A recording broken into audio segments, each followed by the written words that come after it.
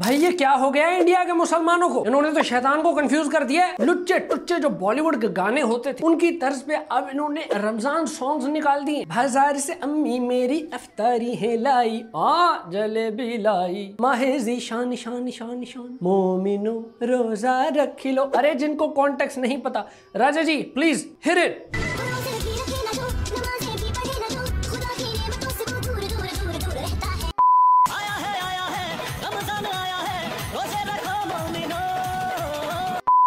अब बताओ यार, इन गानों पे 11 महीने पार्टियां होती रही हैं। हर डीजे वाले बाबू ने क्लब में रीमिक्स करके इनको बजाया है। हर मेहंदी पे ये गाने सुनाई दिए हैं, यहाँ तक के सुर्ख गलियों में भी ये गाने सुनाई देते हैं। ऐसे ऐसे गाने जिनको सुन के बेवड़े अपनी सर पे शराब की बोतल रख के नाचते हैं। अब उन्हीं गानों की ट्यून पे तबलीग सुनेंगे हम। बाजार से अम्मी मेरी अफ्तारी है लाई, क्या जलेबी लाई, पकौड़ी लाई। जलेबी बाई की ट्यून पे अब इनको नात बोले, कलाम बोले, रमजान सॉन्ग्स बोले, क्या बोले। Indian Muslims have lost it bro. ये भाई हमारे मकसद ही भूल गए। ऐसे ऐसे गाने आ रहे हैं भाई, कमेंट में हिंदू लिख रहे हैं एज ए हिंदू अस्तगफुरुल्लाह। बताओ यार, गैर मुस्लिम लोग अस्तगफुरुल्लाह कर रहे हैं ये गाने सुन के। ऊनो रिवर्स हो गया उनके साथ। तो अब अजीब कॉम्प्लेक्स ये है कि इन गानों का जो मटीरियल है वो नेकी की तरफ आपको लेके जाता है, लेकिन ये गाने जिस ट्यून पे बनाए गए हैं, ओए होए होए, मतलब बुराई और नेकी वाला फरिश्ता दोनों ही काम पे लग जाते हैं। चलो कम से कम ट्यून तो ओरिजिनल बना दो भाई। आया रमजान रहमत वाला, तेरी इनायत या अल्लाह। ये सारे गाने क्या अनु मलिक से कंपोज करा रहे हैं क्या? All day all night, मुझे याद सदा है तेरी, रोजेदारो करो याद खुदा को दिल से। अब ऐसे कैसे यार इश्क के मिजाजी से इश्क के हकीकी पे ले जाएं यार। ये गाने मेरी अंदर की केमिस्ट्री को बिगाड़ रहे हैं भाई। जलवा दिखाया चांदनी, जलवा दिखाया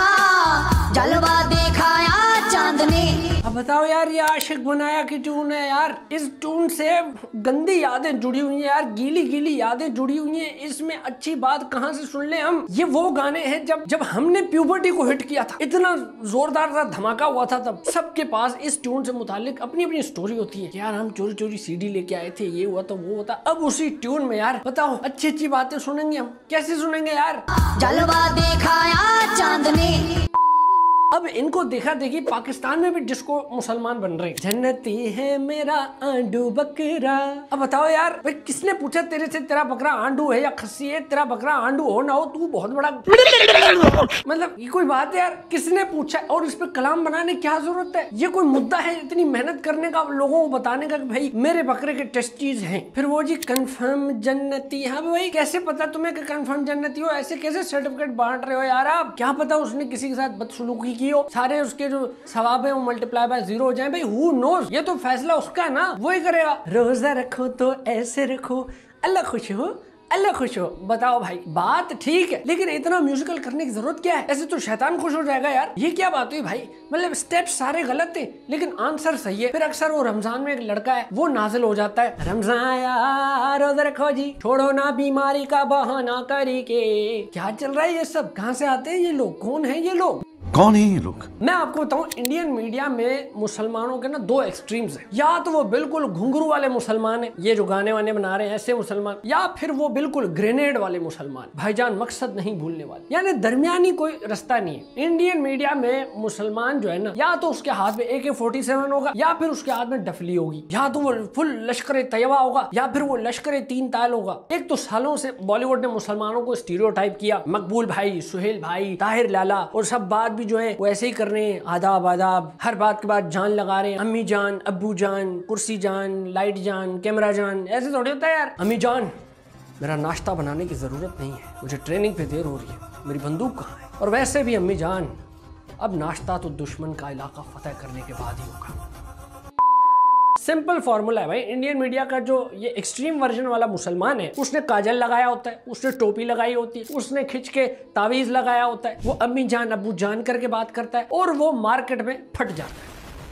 तो जाहिर है उसको काउंटर करने के लिए एक सॉफ्ट इमेज मुसलमानों की बनानी पड़ेगी, उसको मैं सपोर्ट करता हूँ, लेकिन इतनी सॉफ्ट नहीं भाई, इतनी ये तो सॉफ्ट ही है, ऐसे भी नहीं बिल्कुल जैसे ये कर रहे हैं, रमजान में हलाल टीटो पार्टियां लगा रहे हैं, ये जो गाने बना रहे हैं भाई इसका बिल्कुल उलट ही वर्जन नहीं, ये ऐसे भी नहीं चाहिए। जैसे वो इंडिया की फिल्म आई थी मिशन मजनू करके सिद्धार्थ की, उसमें वो इंडियन एजेंट जो होता है पाकिस्तान आता है, वो मुसलमान बनता है, बड़े बड़े जनरलों के घर में नौकर बन जाता है, उसका काम होता है इन्फॉर्मेशन हासिल करना, और वो टिपिकल मुसलमान बन के ना नौकर बन के फिर पूछ रहा होता है बड़े बड़े अफसरान से ऐसे ही कैजुअली कि मालिक वो मैं सोच रहा था कि ये पाकिस्तान के एटम बम की लोकेशन अगर मिल जाती ना तो और वो बड़े बड़े अफसरान वो भी कैजुअली ऐसे ही अखबार पढ़ते हुए बता रहे हैं उसको, हाँ बेटा वो मेरे बेड साइड टेबल है ना, उसके ड्रॉवर में वो ज्योमेट्री बॉक्स पड़ा होगा बैटमैन वाला, उसके अंदर है नक्शा, वहीं पे ऐसे थोड़ी होता है भाई। हेलो इतना फिक्शन मत डालो यार। तो भाई ये इंडियन भाइयों से दरखास्त है कि यार कुछ करो यार, ऐसे थोड़ी, ऐसे तो यार मुस्लिम उम्मा को कोई सीरियस ही नहीं लेगा, मुस्लिम उम्मा बन जाएंगे फिर हम। अब रमजान की बात हो ही रही है तो भाई कुछ ऐसे जोक्स है जो पूरे बड़े सगीर में बैन होने चाहिए, रमजान जोक्स। पहला उनमें ये, हाँ भाई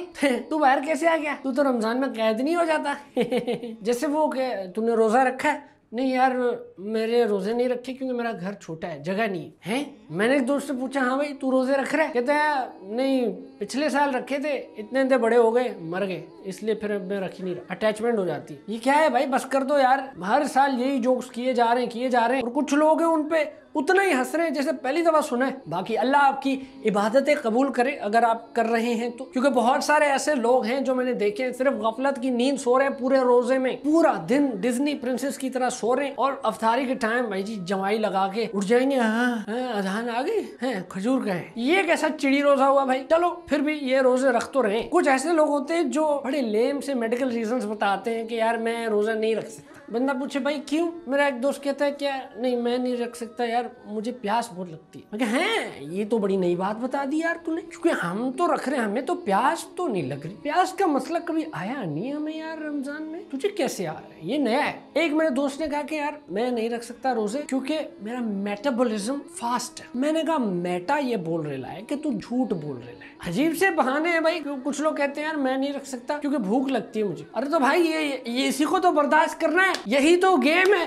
प्यास बर्दाश्त करनी है, भूख बर्दाश्त करनी है, बुरे कामों से दूर होना है, सेल्फ कंट्रोल लेके आना है अपने आप में, यही तो गेम है। अच्छा आपने देखा होगा कि कुछ लोग ऐसे होते हैं जो शदीद अश्लील होते हैं, शदीद अश्लील, इतने अश्लील के मानो शैतान के दिल में भी वसवसे डाल रहे होंगे। लेकिन जैसे ही रमजान आएगा 180 डिग्री चेंज। नहीं अच्छी बात है, बहुत अच्छी बात है, मैं बिल्कुल मैं सपोर्ट करता हूँ इस चीज को। ऐसा लगता है कि जैसे उनको हिदायत आ गई है, लेकिन नहीं, जैसे ही फिर रमजान गुजरता है दोबारा से 180 मारते हैं लोग। ये भी सही है भाई, उसको कंटिन्यू कर लो यार अगर मतलब चेंज आ गया तुम्हारे अंदर तो। अच्छा फिर जी हर रमजान में मौलवी साहब जो होते हैं उनके पास एक लंबी लिस्ट आती है सवालों की, जिसमें कुछ रोजेदार होते हैं जो डिलेमा में फंसे होते हैं बेचारे कि ये कर लूं तो रोजा टूट तो नहीं जाएगा, अगर ये कर लूं तो रोजा टूट तो नहीं जाएगा। अब जो जायज सवाल है वो बिल्कुल ठीक है भाई, सर आंखों पे। जैसे बचपन में मैं भी सोचता था कि यार अगर अपनी थूक निकल जाए तो रोजा टूटता है कि नहीं टूटता। ये सारे सवाल ठीक है, जायज है, लेकिन कुछ सवाल बहुत ही अजीब हो जाते हैं। जैसे किसी ने पूछा कि मौलवी साहब रोजे में इस्तंजा कैसे करो। अरे भाई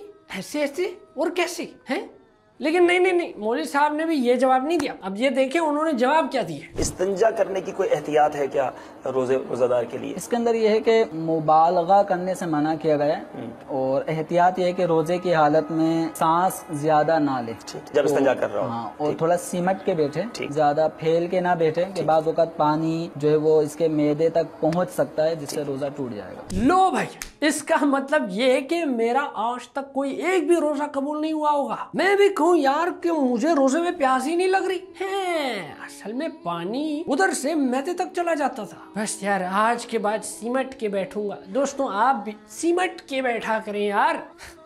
क्या कहे बंदा यार। अब आप सोचें लॉजिक क्या है इसमें। मतलब पानी जो है इस्तिंजा करते वक्त वो आपके रेक्टम से गुजर के, लार्ज इंटेस्टाइन से गुजर के, स्मॉल इंटेस्टाइन से गुजर के आपके मैदे तक आ सकता है, स्टमक तक आ सकता है। वाह मोटर लगी हुई है क्या मैदे में यार, सिमट के बैठे। अबे भाई ऐसे डर के धोने की क्या जरूरत है भाई, अपनी धो रहे हैं ना यार, किसी और के थोड़ी धो रहे हैं। खुल के धो यार, ऐसा कुछ भी नहीं है। और फिर ये भी कह रहे हैं कि धोते वक्त सांस कम से कम ले वरना पानी अंदर चला जाएगा।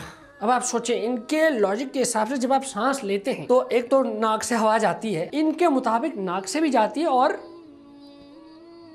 वहां से भी जाती है, समझ रहे हो ना। तो फिर ऐसे में अगर तुम पानी से इस्तिंजा करोगे और सांस लोगे तो पानी तो फिर पता है आपको वो अपना रास्ता खुद ही निकाल लेता है, चला जाएगा मैदे तक। अब पानी है ना भाई, वो एग्जिट के रास्ते से भी एंट्रेंस मार देगा। इसीलिए दोस्तों सिमट के बैठे और सांस कम से कम ले और ऐसे डरे डरे अंदाज में, समझ रहे हैं आप। ऐसे ऐसे सवाल आ जाते हैं कि कुछ में तो मौलवी साहब खुद कंफ्यूज हो जाते हैं कि यार इस बंदे को मैं क्या जवाब दूं। अब जैसे ये सुन लें आप। मसला सवाल ये सामने आया है, एक आदमी ने पूछा है कि जी मैं जब तहारत करता हूँ, बड़ा वॉशरूम करता हूँ 2 नंबर, तो उसमें मजीद अपने आप को सफाई करने के लिए मैं उंगली डालकर थोड़ा बहुत अंदर से सफाई करता हूँ, अंदर से भी गंदगी निकालता हूँ। इसको कहते हैं अफरात। लो भाई बताओ, अबे भाई इतनी गहराई में जाने की जरूरत क्या है, सिक्के निकालने क्या वहां से भाई। कैसे कैसे लोग हैं यार। शुक्र है कि मैं आलिम नहीं हूँ, कोई मौलवी साहब नहीं हूँ, क्योंकि अगर मेरे पास ऐसे सवाल आते ना मैं तो उनके पुट्ठे ही जवाब देता भाई। ये अगर सवाल मेरे पास आया होता तो मैं उसको बोलता भाई तू इस काम के लिए एक और बंदा रख ले, तेरी सफाई भी हो जाएगी, शौक भी पूरे हो जाएंगे और उसकी रोजी भी लग जाएगी। रमजान जैसे आया है, इंस्टाग्राम का एल्गोरिथम तो पागल ही हो गया। हर दूसरी तीसरी रील ऐसी है जहाँ पे कुछ ना कुछ उल्टा सीधा हो रहा है। ऐसे तो भाई कौन सीरियस लेगा। फिर उम्मत पूरी जो है वो अजीब अजीब चीजों में पड़ी हुई है, सुपरस्टिशंस के पीछे लगी हुई है, वजीफों के पीछे लगी हुई है, बाबों के पीछे लगी हुई है। एक दो मजेदार कैरेक्टर्स मुझे मिले हैं, जरा ये वीडियोस चेक करें। जिंदगी में कोई किक नहीं मिल रही तो कोई मसला नहीं, हमारी लत्ता वाली सरकार आपके लिए हाजिर है। मुख्तलिफ बीमारियों के लिए मुख्तलिफ हम पढ़ते हैं। मेरे पास बेशुमार हिंदू आके दम करवाते हैं और अल्लाह के फजल से मुसलमान हुए।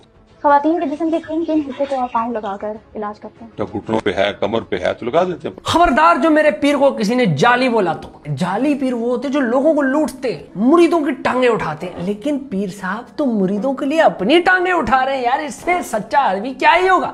क्या बात है पीर साहब, मेरी ये दरखास्त है आपसे इस वीडियो के थ्रू के एक मेरा मसला हल करो। मेरा एक दोस्त है, उसको औलाद नहीं हो रही, शायद मर्दाना कमजोरी का कोई मसला हो सकता है। तो अगर आप अपना ये गरम गरम पाँव उसकी पेशाब वाली जगह पे मस कर दे तो मेरे ख्याल से ट्रिपलेट ही हो जाएंगे माशाल्लाह से हैं।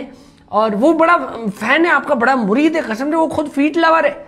वो कह रहा था अगर ये सीन हो गया तो आपको एयरसॉफ्ट की नई चप्पल चढ़ाएगा। दोस्तों अगर आप चाहते हो कि आपका महबूब आपके कदमों में आ जाए तो हमारे इश्का वाले बाबा, हमारे इश्का वाले सरकार की ये जरा बात सुन लीजिए। आंखें बंद करके उसका तस्वुर जहन में रखकर सिर्फ इतने अल्फाज पढ़ने, हुब्बुल असरी फी हुब्बिल जम्मैन, 7 मरतबा पढ़ना, आंख नहीं खोलनी, बस कुछ का कुछ हो जाए। 5 मिनट बाद उसकी हालत देखना कि क्या बनती है, तड़प कर आपके कदमों में हाजिर होगा। अभी आपने याद रखना, इसी तरह ये पढ़ने वजीफे, इसमें कोई भंड नहीं मारना, आंखें बंद करनी है, ऊपर नीचे कोई आधी सी खुली रहेगी, इस तरह नहीं करना वरना ग्लिच आ जाएगा वजीफे में।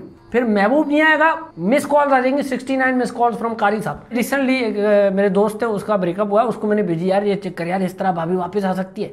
तो उसने कहा यार 7 दफ़ा अगर हम पढ़ रहे हैं वजीफा तो महबूब कदमों तक आ रहे हैं, तो अगर 10 दफ़ा पढ़ लिया और महबूब को मतलब थोड़ा सा और ऊपर चाहिए महबूब तो फिर क्या करें। मैंने कहा भाई जहाँ तक तुम्हें महबूब चाहिए वहाँ तक वजीफा पढ़ लो, वहाँ पे स्टॉप कर देना है कि नहीं। तो ये बड़ी काम की चीज़ है। और हाँ, ये फोकस बहुत ज़रूरी है, इसमें फोकस बहुत जरूरी है। देखो वजीफा है हुब्बुल असरफी हुब्बुल जमील, तो आपने जैसे पढ़ना है तो अपने महबूब को ऐसा फोकस में रखना है, हुब्बुल असरफी हुब्बुल जमील। ऐसे नहीं किया हुब्बुल असरफी जमील भाई मेंटेनेंस वाले को पैसे देने यार, ऐसे नहीं करना वरना जमील भाई आ जाएंगे आपके कदमों के नीचे, फिर वो करेंगे आपकी मेंटेनेंस। तो भाई ये सब चल रहा है। या तो आप ऐसे स्क्रॉलिंग करके माइंडलेस सी चीजें ऐसी देख सकते हैं, या फिर इस रमजान में इबादत कर सकते हैं। और मेरी माने तो इस रमजान में आप कुरान की तफसीर पढ़ना शुरू करते हैं। मैं ये इसलिए बोल पा रहा हूँ क्योंकि मैंने तो शुरू कर दी है भाई, मैंने तो 1 महीना पहले ही शुरू कर दिया था, तो मैं तो कंप्लीट करने वाला हूँ। वैसे इतनी किताबें पढ़ते रहते हैं तो मैंने कहा यार जो असल सबसे जरूरी किताब जो है वर्ड ऑफ गॉड, वो तो पढ़ के देखें कि बोला क्या गया है उसमें, और खुद पढ़े भाई, खुद रिसर्च कर रहे हैं। ऐसे फॉलोअर मत बने, कुछ चीज समझ ना आए तो इंटरनेट पे सर्च करें, फिर भी समझना है तो किसी अक्लमंद आलिम के पास चले जाए, उससे पूछ ले। चलिए दोस्तों मैं अब चलता हूँ, किसी और वीडियो में आपसे होगी मुलाकात, तब तक के लिए भाई को दीजिए इजाजत, मैं चला, अल्लाह हाफिज।